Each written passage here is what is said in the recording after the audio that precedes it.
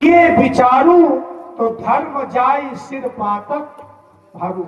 यदि बालक उचित और अनुचित का विचार भी करता है तो धर्म नष्ट हो जाता है और पाप लगता है। मैंने विचार नहीं किया, उठाया परस और माता का वध कर दिया।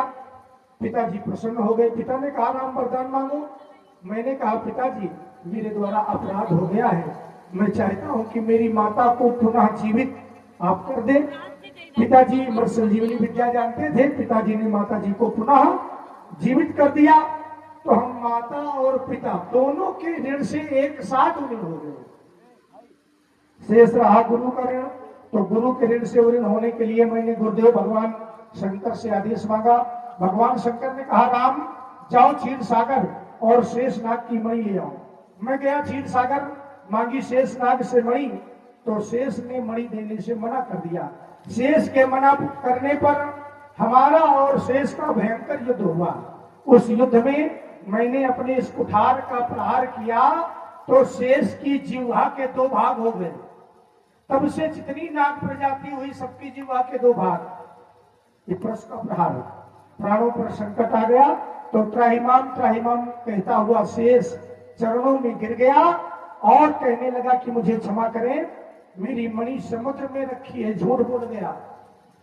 और भुजंग प्रयाग छंद सुनाता हुआ शेष जल में प्रवेश कर गया। मैं वहीं पर बैठा 1000 वर्ष तक उसकी प्रतीक्षा करता रहा, परंतु शेष वापस नहीं आया। मैंने कमंडल से जल लिया और संकल्प लेने को उद्यत हुआ कि आज मैं संकल्प पूर्वक इस समुद्र को सोख लूंगा और फिर करूंगा शेष के भर पर तांडव। संकल्प ले रहा था, उसी समय धरणी, शेष की पत्नी धरणी स्त्री का वेश धारण करके मेरे समक्ष प्रस्तुत हो गई और मांग ली शेष नाग के प्राणों की भीख। मैं ठहरा ब्राह्मण, मैंने उस अबला को शेष नाग के प्राणों की भीख दान में दे दी। अस्तु, हमारे गुरु का ऋण हम पर शेष रह गया।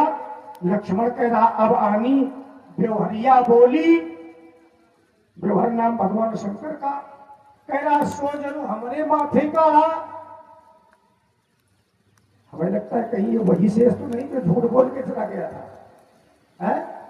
कह रहा अब आनी व्यवहरिया बोली, व्यवहार नाम भगवान शंकर का। तो भगवान शंकर तो पूरे संसार के व्यवहारी हैं। क्यों?